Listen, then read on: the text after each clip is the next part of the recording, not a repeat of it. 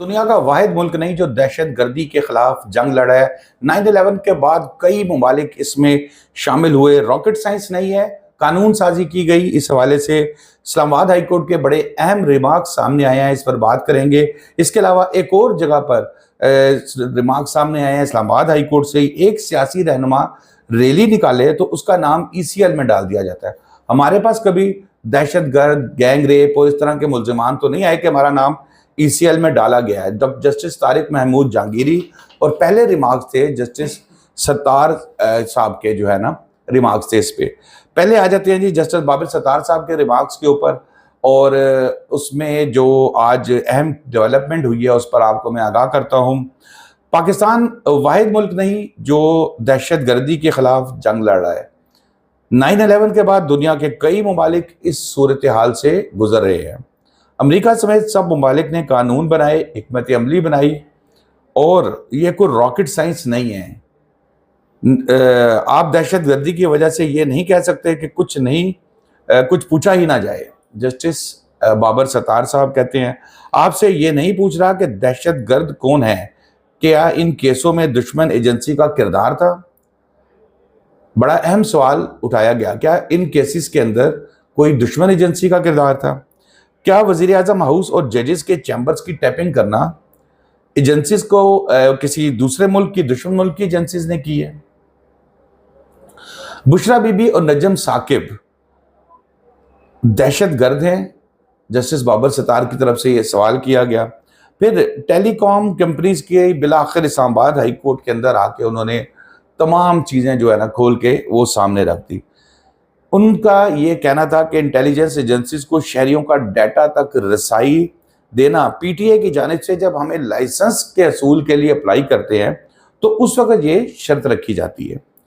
इसलिए हम PTA के कहने पर सिस्टम लगा देते हैं और उसके बाद सिस्टम लगाकर हम खर्च सारा हम उठाते हैं, लेकिन उसके बाद हम साइड पे हो जाते हैं।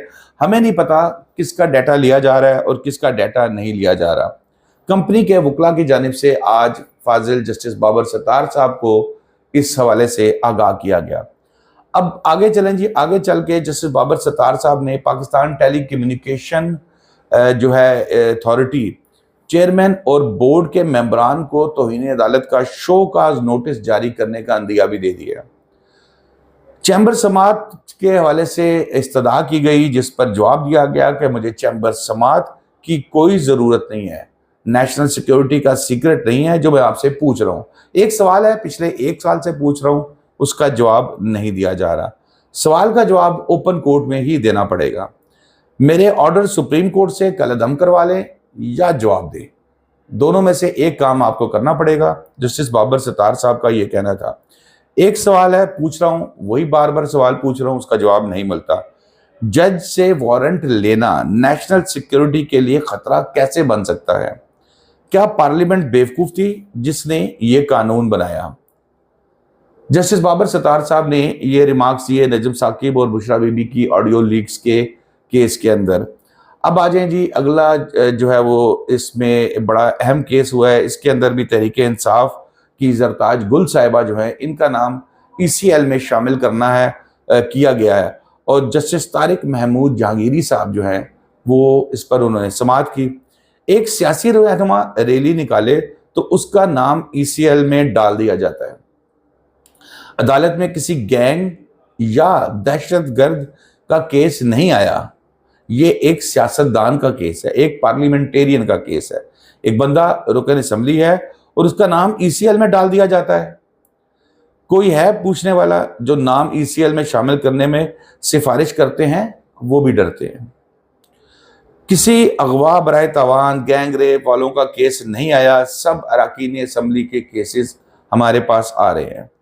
झूठे इल्जामात में तमाम काबिल जमानत जराइम हैं और ECL में नाम डाल दिए जाते हैं। अभी सिर्फ नाम ही ECL से निकाल रहे हैं। आइंदा अगर कोई भी बुलाए, आइंदा हुआ तो आइंदा फिर हम नाम डालने वालों को भी बुला लेंगे।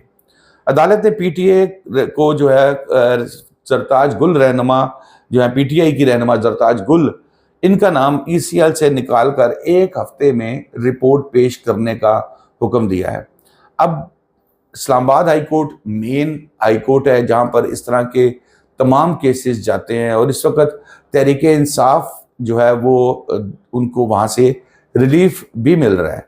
और जजेस की अगर हम बात करें तो जाहिर है जजेस कहते हैं कि हमने कानून और मेरिट देखना है, हमने किसी की सिफारिश या फेसेस नहीं देखने। बज़ाहिर ऐसा लग रहा है कि मामलात काफ़ी ख़राबी की तरफ जा रहे हैं और आगे कुछ दिनों में मामलात मज़ीद ख़राब हो सकते हैं। तो दोस्तों, अब तक के लिए इतना ही। शादाब, आज को इजाज़त दीजिए। अल्लाह हाफ़िज़।